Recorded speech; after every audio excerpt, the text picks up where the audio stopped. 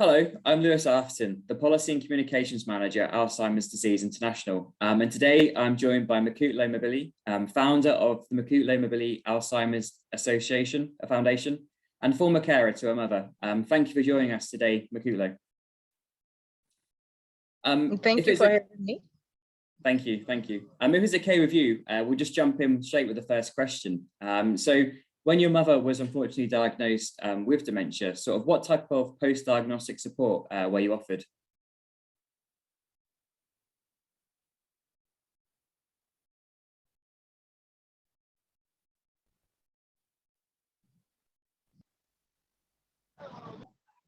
She was put on some medication to try and help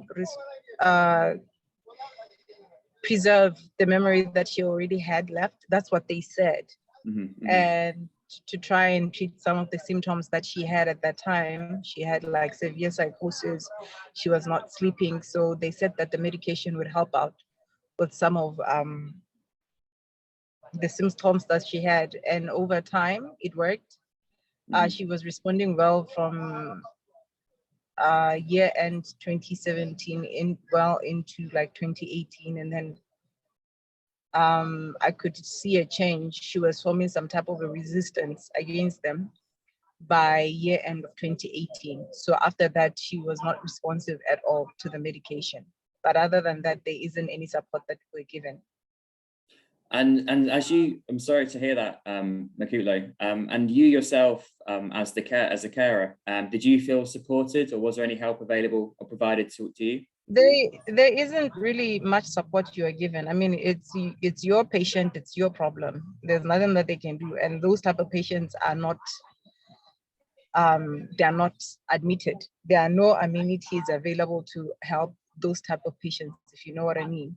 So yeah. I was on my own, you are on your own. And once my mom's Alzheimer's progressed to a point where she was not responsive to anything that they were giving, they said that there's nothing that they could do for her or us. If anything, maybe us, we could go for counseling, which I went to, I think, 1 or 2 sessions. And then I decided that it was not working for me because it's not specialized like counseling for carers or people like that. It's just general counseling, and I felt like I was not understood, which was one of the reasons why I went on to form my organization, because I figured peer counseling would make a lot more sense when you speak to somebody who can empathize with what you're saying.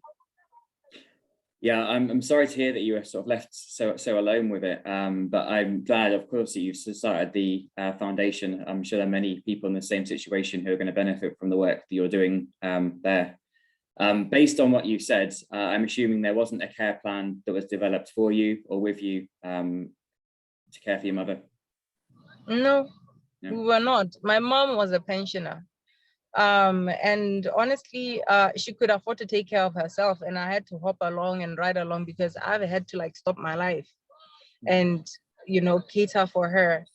And it's only because of that she was able to afford. She already had like life insurance, she already had like medical aid, so it was not much of a struggle, but I do appreciate that out there are people who are less fortunate than my mom. I had the luxury of taking her to private institutions to see like private like neurologists and stuff like that, and other people are not so fortunate.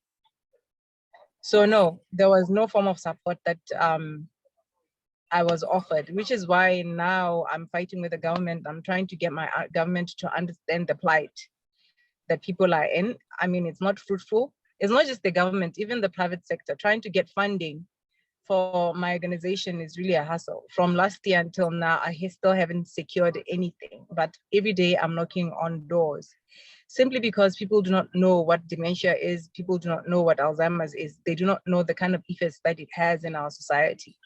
So it's very hard trying to get people to pay attention to something that is so far of reach from them, like it doesn't affect them in any way. So it really is not even, it's just sad and tragic. There's no support, any type of support whatsoever. Gosh, yeah, no, I can understand. It must be so hard for everyone living as well in Botswana. But it's great that you're doing this and we're helping us during World Alzheimer's Month to raise awareness, the fact that we do need support. the fact that needs to be more put in place for those living with dementia and their carers. I guess this will be a difficult question based on the experience that you've just described, but if you could change one thing with the system, with the care system and support you provided, what would you do to improve things? You know, if I could, I would borrow like the people who are running the system my eyes to see my vision and to see where I have been, where I come from, like to borrow them my experience and for them to better understand why I have the drive that I have. Like, you know, I'm broke as broke may come, but I still wake up every day to get to work and do this because I understand that the next person would benefit so greatly. It might save somebody's life, if you know what I mean. Mm-hmm, mm-hmm. But at the moment, I cannot do that. So I try to raise awareness as much as I can. Like I go on radio, I do these interviews on radio, which I'm not paid for. And I go on TV, like to speak about it. And on our social media pages, I try to educate, but I mostly use radio to try and relay the message out there.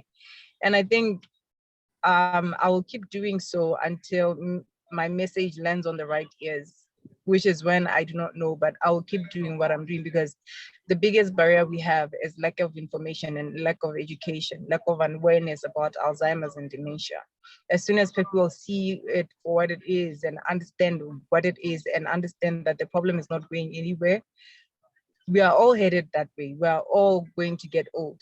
You know, unless if you are fortunate enough to like die young, that is where we are all headed. And we can't say that, you know, when our time comes, it'd be any better. But I honestly would like to see better for our generation when the time comes. So it's just to try and keep talking. Well, we're all so glad that you do the work that you do. Without people like you doing it, we wouldn't get the message out and we wouldn't have change. So I just wanted to say thank you once again for your time and the work you do in promoting the messaging of World Alzheimer's Month, but all through the year as well. Thank you, Maikutlo. Thank you so much, Louise.